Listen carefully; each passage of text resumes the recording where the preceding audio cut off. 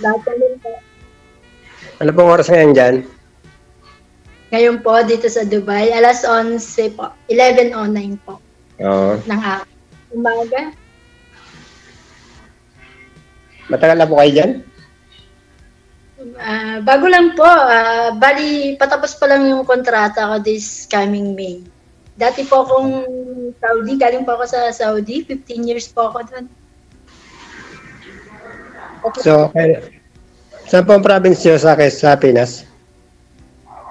Bali, yung mother ko po, Ilocana, taga Tarlac. Pamiling Tarlac po. Yung father ko, taga Bulacan. Pero laki po kami sa Maynila. Opo. Ay, saan po kayo nag-i-stay pag umuwi kayo ng Pinas? Sa Bulacan po. Saan po sa Bulacan? Saan po? Malapit po sa Grotto? San Jose del Monte? Opo, opo. Oo. Malapit lang dito yon sa Valenzuela, parang San Jose del Monte. Opo. Sa Grotto po. Opo. Mga 2 sakay lang siguro, ganun.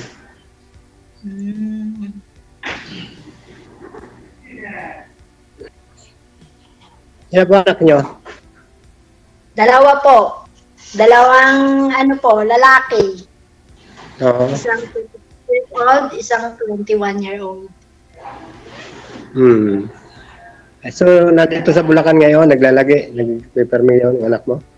Opo. Dahil po yung bunso, nag-aaral po, college. Ano po siya, kumuha ng tourism. Yung panganay ko po, nagtatrabaho sa call center po.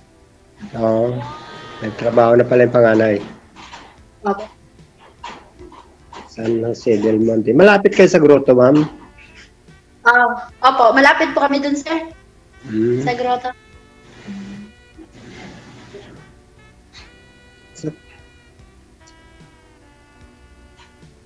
Dati kayong Saudi. Sa Saudi kayo dati. Umuwi ako noong 2023. Hindi ko na po binalikan kasi ayaw naman po magdagdag ng sahod. Pero 15 years po ako. Inano ko lang, mabait sila. Kaya lang, hindi naman po puro gano'n. Kaya po hindi ko binalikan. Tapos nag-apply po ako rito sa Dubai. Ito nga po, okay din naman po. Mabait din po itong mga amo ko. May awan Diyos, matatapos na po ako sa amin.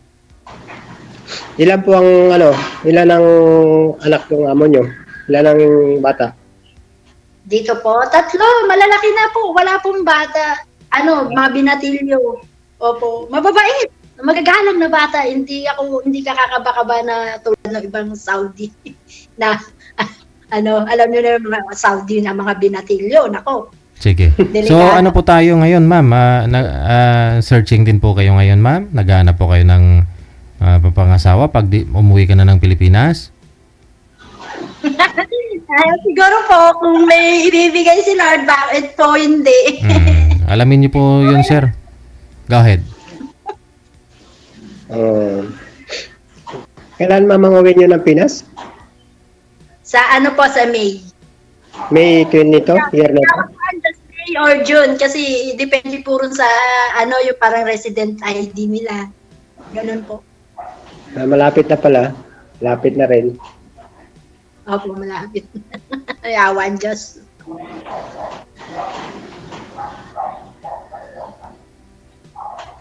Matagal ka na hiwalay? Hiwalay ka ba, ma'am? Ano po, sir? Hiwalay? Hiwalay ka ba sa dati mong Hiwalay po ako. Mula nung umabroad ako kasi hindi po ako nakauwi. Kaya hindi po rin ako kasal. Kaya wala naman pala magiging problema at hindi kasal. Wala naman po. Tanong pa kayo, sir. Ano pa po gusto niyong malaman? Okay lang. Tapos na ako naman. Kayo mo naman magtanong. Ako naman po. Sige po.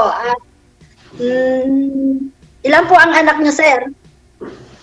Ay, wala, ma'am. Maraming anak? Wala po, hindi po kami nagkaanak nung dati kong live-in. Okay. Hindi sinuwerte, hindi pinalad na magkaroon. Dati rin po siyang OFW. Kaya lang, hindi nakatiis, hindi nakakon sa ganap ng iba. Habang sinandan. Hindi. Yung mga nakausap nyo po dito, sir. Yung huli mong nakausap. Kamusta po kayo noon? Ay, nawala na po kami nung pagkatapos ng outcome namin. Hindi na po kami nagkausap sa nung tapos namin dito sa programa nyo. Hindi. Bakit nangyayaring ganon? Kasi pang ilang bisis mo nang sali ito, pang may na 10 siguro. Yung mga nakakausap po ninyo dito sa live, sir, hindi po ba ninyo tinatawagan o hindi po ba ninyo kinokontak after ninyo ma-live? Hindi po, nagkakako naman kami kaso wala naman po, hindi nagwo-work dahil ang katuweran po na malayo daw po sila, ganon, kasi malayo. Ganon. So yun po ang problema, malayo. Paano to si ma'am? Malayo din po pala to. No? Hindi, okay naman ito dahil malapit dito ang Bulacan lang. Malapit naman sir dito. Mag-abroad siya eh. Yung mga nakakausap mo dati, malapit lang din. Di ba? Dati yung mga nakausap mo, may taga Pampanga lang. Ikaw, Valenzuela, ang lapit noon. Yung last ko po nakausap, taga Mindanao. Tapos taga Cebu. Mas malayo to si ma'am kasi nasa Saudi nga. Okay lang kung uwi din siya, di ba? Okay lang din. Yung mga nasa Mindanao na yun, kung magkakaintindihan kayong dalawa, di na kailangan ng passport. Kahit kinabukasan, pupunta na po yan sa'yo, o ipupuntahan mo siya, pwede. Wala po, siguro wala pong swerte talaga doon sa mga unang nakausap. Hindi kami Kasi, ang mangyari po dyan, ikaw, may business po kayong parisan, hindi mo pwedeng iwanan yung parisan mo, di ba? Kasi gusto ko talaga, sir, makahanap ka na kasi pang ilang sali mo na ito eh. No, ilang taon na, no? Pag sakaling meron ka mang magustuhan na babae, ang mangyayari, yung girl ang pupunta sa'yo kasi may business po kayo dyan sa may Valenzuela. Tama? So, hindi po pwede ninyong iwanan yan.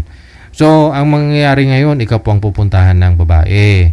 So, yung hanapin po natin... Hindi rin naman po sila kung pumunta kung sakali. Dito ay ma'am, Bulacan lang naman pala sila eh. Hindi. Inaanapan ko. Ina-analyze ko kasi, sir, no? Kung bakit hindi ka pa nakahanap. Sit aside mo muna natin to si ma'am, no? Sit aside mo muna natin to si ma'am. Kasi nasa sa abroad din to eh. Nasa abroad din po ito eh. Malayo kayo eh. Kasi mga nakakausap mo dito nga lang sa Pilipinas. So, mangyayari ngayon, sa Valenzuela ka, hindi mo pwedeng iwanan yung business mo. Mas magandang hanapin natin ngayon yung babae na wala na rin inaalala, wala na rin iniisip ng mga anak, na pwede kayo siyang lumuwas, pupuntahan ka, ganon. Kasi kung ito si ma'am, sabihin natin dito lang siya sa Bulacan, pwede mo siya puntahan dito sa San Jose. Pero nasa abroad ito eh. Nasa abroad eh. Nasa abroad. May trabaho sa abroad. Kumikita sa abroad. So, kailan pa ba yung balak mong mag-for good dito sa Pilipinas, ma'am? Yan ay hindi ko pa po masasagot kasi may pinag-aaral pa po ako, DJ. May college po ako. Yun. Kasi nga po, business ni Sir parisan. Pero siya, walang pares. Ang gusto niya mangyari, syempre, may katuwang na rin. Napag-usapan naman po yan. Bakit naman po ba hindi? Kung talagang tinadana tayo, sir. Kung kung kikitain mo dyan siguro sa abroad, kikitain mo naman na dito kasama si Sir. Pwede naman po yun. No? Kung mapagtulungan ninyo yung parisan niya pag sakali. Hindi lang po ako ang tanggap, yung anak ko po, tanggap niya. Wala naman pong problema, marunong din po ako magluto. Ayun pala. Mahilig din po ako magluto. Arabic food, Philippine food. Basta tanggap mo lang, sir, yung anak ni ma'am. Ilan nga po anak mo, ma'am? 2 po. Ilan pa ho yung nag-aaral? 21 years old po, DJ. Ano po, kumukuha siya ng tourism. Anong year na po ba yun? Ano pa lang po siya eh. Second sem pa lang po siya ngayon, DJ, kasi napahinto po siya nung Second sem, first year? Opo. Madugo-dugo pa, sir.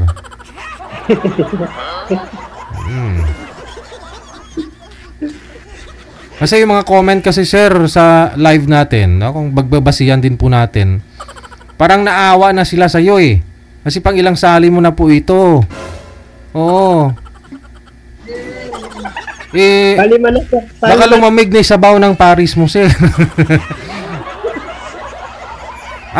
Bukod po ba dito sa programa natin, may sinasalihan pa po ba kayo sa online?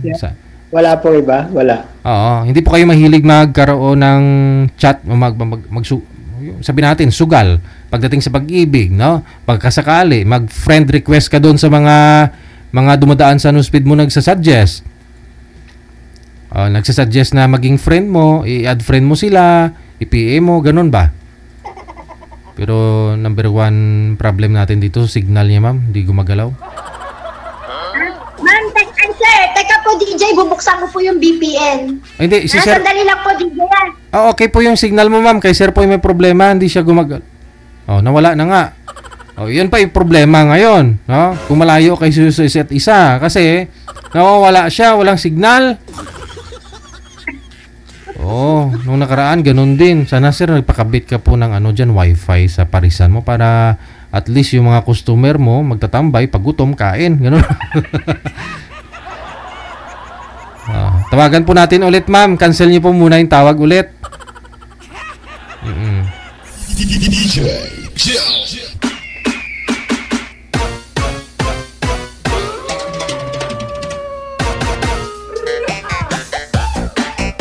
Ayan na po, sige.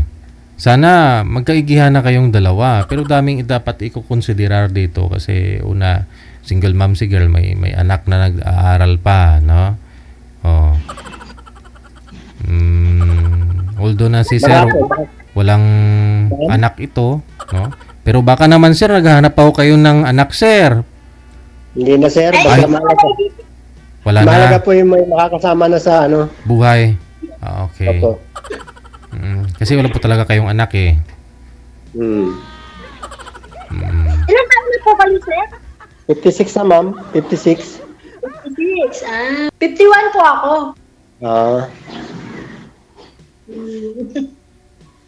Wala naman po yan sa age. Okay lang naman po yan. Kung ba magkakasundo ba tayo, wala naman problema kung mahihintay niyo po ba ako. Ay, pwede naman. Bakit nga po hindi? Nakapaghintay nga ako doon sa dati kong live-in ng 5 years. Naghintay ako ng 5 taon. Pag uwi niya, meron na pala naman siyang iba. Ay, ako naman po hindi. Kasi po kung gugustuhin ko, sana noon pa. Pero wala po ako din hilig. Tinry ko nga lang po to kasi araw-araw po ako nanonood. Ako ay natuwa. Sabi ko, baka sakali. Sabi ko kung gano'n, makapag-try. Kayo, ma'am, ano pang tanong nyo? Wala na po yata. Yung akin lang po kung maghihintay kayo, wala naman pong problema. Maghihintay ako, ma'am. Ma'am, pwede, anong nyo? Mamaya hingin ko na lang yung nyo, FB name nyo sa pag-outcome. Opo, sige po. Chat na, paano po ba? Dito po sa imo, ganon? Opo, mamaya na lang sa outcome natin, pagkatapos natin dito sa live, hindi saka ko na lang hihingin yung hindi naman po ba nakalock yung messenger nyo? Baka nakalock yan. Ay, hindi po, ma'am. Wala ang ito, hindi naka-private po. Kaya walang kasi po ako, wala naman. Walang pinagtataguan. Good. Okay po, wala namang problema. May awan Diyos. Sige, magtanong pa po kayo kung ano pa yung gusto nyong malaman. Wala na rin naman po. Di saka ako na lang. Total, yun naman po kung sa magkakaintindihan tayo, di saka na tayo kung magkakasundo ba naman. Opo, may awan Diyos. Kaya po.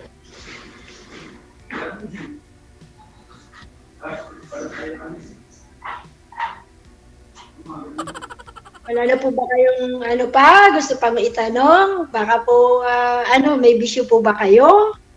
Ma'am, pwedeng kasi may deliver ng mantika, pwedeng maputol na muna yung pag-uusap natin, ma'am. Pasensya na. Wala po problema. Okay.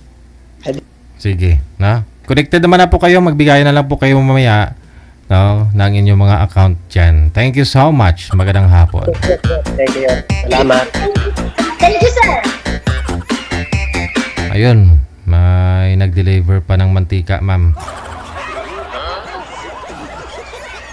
Mas priority yung negosyo. Siyempre naman. Kaysa naman sa kay ma'am, wala pang sigurado. Baka marami manliligaw yun eh.